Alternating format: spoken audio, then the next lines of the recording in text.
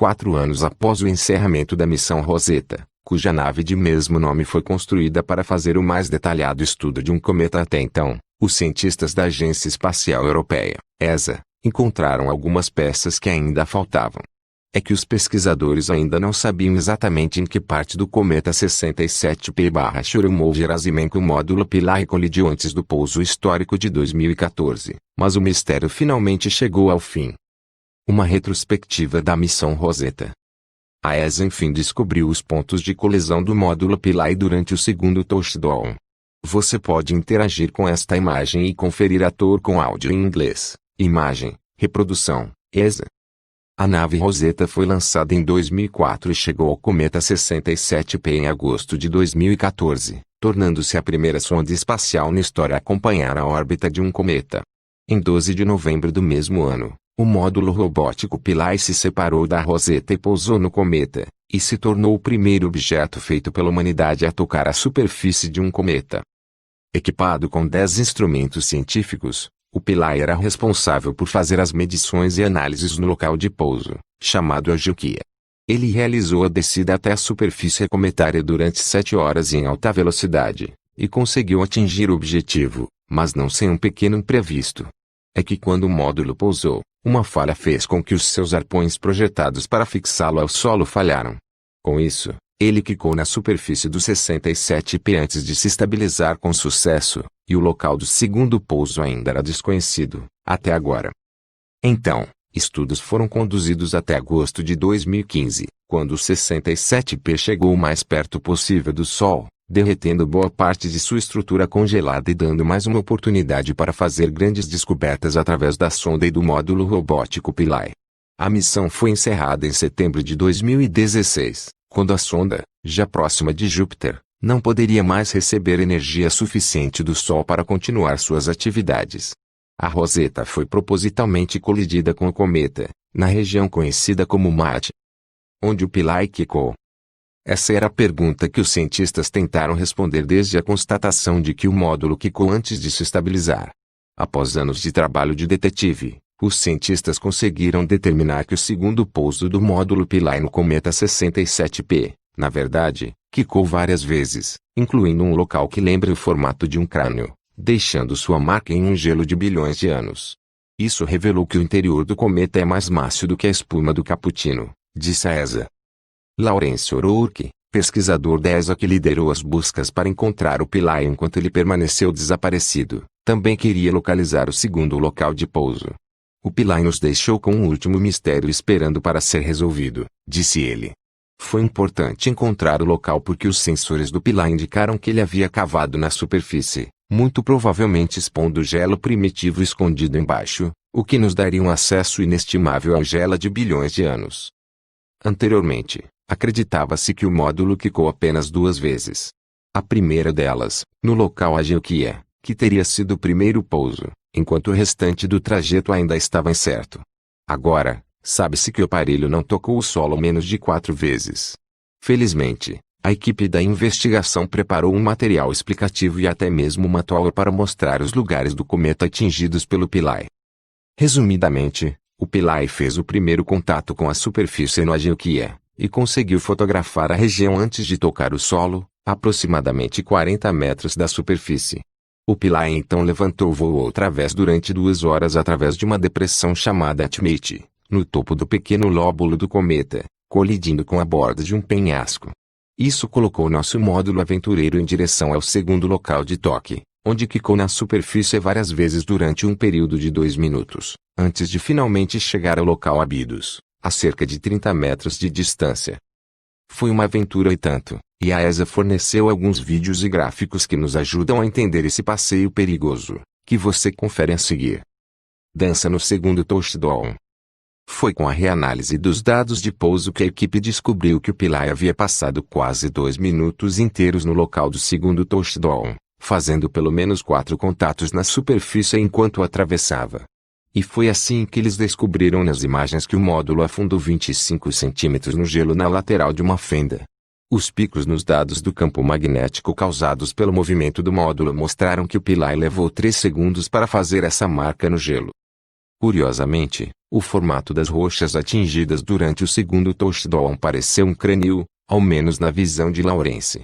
Me lembrou de um crânio quando visto de cima, então decidi apelidar a região de crista do topo do crânio, disse ele, explicando que o olho direito do crânio foi feito pela superfície superior do pilar comprimindo a poeira. Embora o gelo estivesse quase todo na sombra no momento do pouso, o sol iluminava diretamente a área quando as imagens foram tiradas meses depois pela Rosetta, que confirmou a presença do gelo de água que cobria uma região de 3,5 metros. Esse gelo ficou mais brilhante do que o resto do ambiente porque antes não havia sido exposto ao ambiente espacial, ou seja, estava sob a superfície, escondido por bilhões de anos, sem interação com a radiação cósmica. Era uma luz brilhando na escuridão, disse Lawrence. Com isso, os cientistas não somente encontraram o misterioso local do segundo touchdown, como também descobriram detalhes importantes sobre o gelo da região da caveira. É que a investigação forneceu a primeira medição observacional do interior da poeira gelada de uma rocha em um cometa. A simples ação do pilar pisando na lateral da fenda nos permitiu descobrir que esta mistura de poeira gelada antiga, com bilhões de anos, é extraordinariamente macia, mais fofa do que a espuma em um cappuccino, explica Lawrence. Além disso, os pesquisadores puderam estimar a porosidade da rocha, que é cerca de 75% de espaço vazio, como se fosse uma espuma. Isso está de acordo com o valor teórico medido anteriormente para todos os cometas. Por fim, o estudo mostrou que o cometa é homogêneo em qualquer parte de seu interior. Este é um resultado fantástico de múltiplos instrumentos que não só preenche as lacunas na história da jornada saltitante do Philae, mas também nos informa sobre a natureza do cometa, disse Matt Taylor, cientista do projeto Rosetta. Os locais dos 3 touchdowns em detalhes, imagem, reprodução /ESA/Rosetta/Philae/Release/DLR/MPS Forosilistem/U.P.D./LAM/IA/SPUP.M.BR-DASP/IDAUROKI. Essas informações serão de grande importância para futuras missões de pouso em cometas, de acordo com Taylor. O fato de o cometa ter um interior tão fofo é uma informação realmente valiosa em termos de como projetar os mecanismos de pouso e também para os processos mecânicos que podem ser necessários para recuperar as amostras, explicou. O estudo com os resultados dessa investigação em busca do segundo touchdown foi publicado na revista Nature. 4 anos após o encerramento da missão Rosetta, cuja nave de mesmo nome foi construída para fazer o mais detalhado estudo de um cometa até então, os cientistas da Agência Espacial Europeia, ESA, encontraram algumas peças que ainda faltavam. É que os pesquisadores ainda não sabiam exatamente em que parte do cometa 67P/Churyumov-Gerasimenko o módulo Philae colidiu antes do pouso histórico de 2014, mas o mistério finalmente chegou ao fim. Uma retrospectiva da missão Rosetta.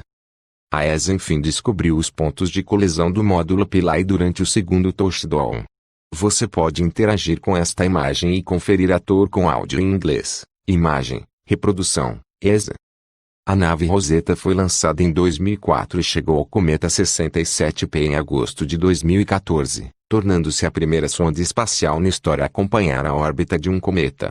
Em 12 de novembro do mesmo ano, o módulo robótico Philae se separou da Rosetta e pousou no cometa, e se tornou o primeiro objeto feito pela humanidade a tocar a superfície de um cometa. Equipado com 10 instrumentos científicos, o Philae era responsável por fazer as medições e análises no local de pouso, chamado Aegea. Ele realizou a descida até a superfície cometária durante 7 horas em alta velocidade, e conseguiu atingir o objetivo, mas não sem um pequeno imprevisto. É que quando o módulo pousou, uma falha fez com que os seus arpões projetados para fixá-lo ao solo falharam. Com isso, ele quicou na superfície do 67P antes de se estabilizar com sucesso, e o local do segundo pouso ainda era desconhecido, até agora. Então, estudos foram conduzidos até agosto de 2015, quando o 67P chegou o mais perto possível do Sol, derretendo boa parte de sua estrutura congelada e dando mais uma oportunidade para fazer grandes descobertas através da sonda e do módulo robótico Philae. A missão foi encerrada em setembro de 2016, quando a sonda, já próxima de Júpiter, não poderia mais receber energia suficiente do Sol para continuar suas atividades. A Rosetta foi propositalmente colidida com o cometa, na região conhecida como MAT. onde o Philae quicou? Essa era a pergunta que os cientistas tentaram responder desde a constatação de que o módulo quicou antes de se estabilizar. Após anos de trabalho de detetive, os cientistas conseguiram determinar que o segundo pouso do módulo Philae no cometa 67P, na verdade, quicou várias vezes, incluindo um local que lembra o formato de um crânio, deixando sua marca em um gelo de bilhões de anos. Isso revelou que o interior do cometa é mais macio do que a espuma do cappuccino, disse a ESA. Lawrence O'Rourke, pesquisador da ESA que liderou as buscas para encontrar o Philae enquanto ele permaneceu desaparecido, também queria localizar o segundo local de pouso. O Philae nos deixou com um último mistério esperando para ser resolvido, disse ele. Foi importante encontrar o local porque os sensores do Philae indicaram que ele havia cavado na superfície, muito provavelmente expondo o gelo primitivo escondido embaixo, o que nos daria um acesso inestimável ao gelo de bilhões de anos. Anteriormente, acreditava-se que o módulo quicou apenas 2 vezes.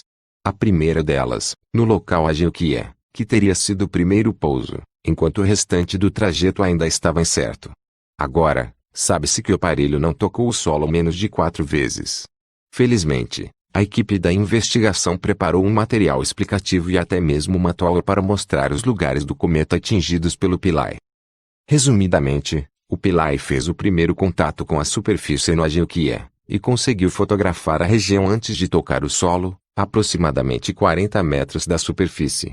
O Philae então levantou e voou outra vez durante 2 horas através de uma depressão chamada Tmate, no topo do pequeno lóbulo do cometa, colidindo com a borda de um penhasco. Isso colocou nosso módulo aventureiro em direção ao segundo local de toque, onde quicou na superfície várias vezes durante um período de 2 minutos, antes de finalmente chegar ao local Abydos, a cerca de 30 metros de distância. Foi uma aventura e tanto, e a ESA forneceu alguns vídeos e gráficos que nos ajudam a entender esse passeio perigoso, que você confere a seguir. Dança no segundo touchdown.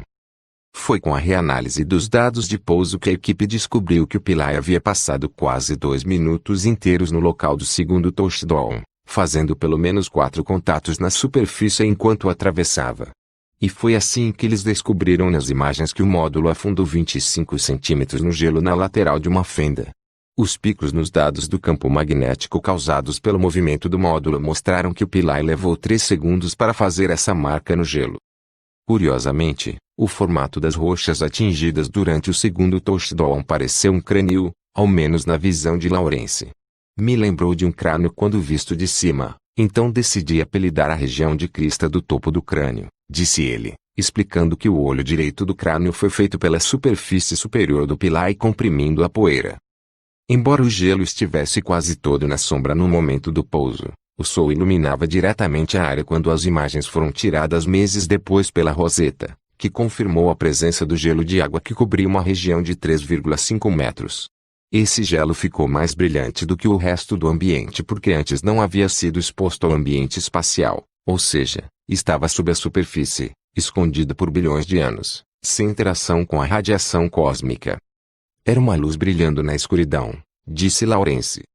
Com isso, os cientistas não somente encontraram o misterioso local do segundo touchdown, como também descobriram detalhes importantes sobre o gelo da região da caveira. É que a investigação forneceu a primeira medição observacional do interior da poeira gelada de uma rocha em um cometa. A simples ação do Philae pisando na lateral da fenda nos permitiu descobrir que esta mistura de poeira gelada antiga, com bilhões de anos, é extraordinariamente macia, mais fofa do que a espuma em um cappuccino, explica Lawrence. Além disso, os pesquisadores puderam estimar a porosidade da rocha, que é cerca de 75% de espaço vazio, como se fosse uma espuma. Isso está de acordo com o valor teórico medido anteriormente para todos os cometas. Por fim, o estudo mostrou que o cometa é homogêneo em qualquer parte de seu interior. Este é um resultado fantástico de múltiplos instrumentos que não só preenche as lacunas na história da jornada saltitante do Philae, mas também nos informa sobre a natureza do cometa, disse Matt Taylor, cientista do projeto Rosetta. Os locais dos 3 touchdowns em detalhes, imagem, reprodução/ESA/Roliseta/Philae/Rolis/DLER/MPS Forosilistem.U.P.D./LAM/S.S.INTA/U.P.M.DASP/IDA Essas informações serão de grande importância para futuras missões de pouso em cometas, de acordo com Taylor. O fato de o cometa ter um interior tão fofo é uma informação realmente valiosa em termos de como projetar os mecanismos de pouso e também para os processos mecânicos que podem ser necessários para recuperar as amostras, explicou. O estudo com os resultados dessa investigação em busca do segundo touchdown foi publicado na revista Nature. Eu espero que você gostou do vídeo. Deixe seu like e se inscreva-se ao nosso canal e ativar o sininho das notificações. Tchau.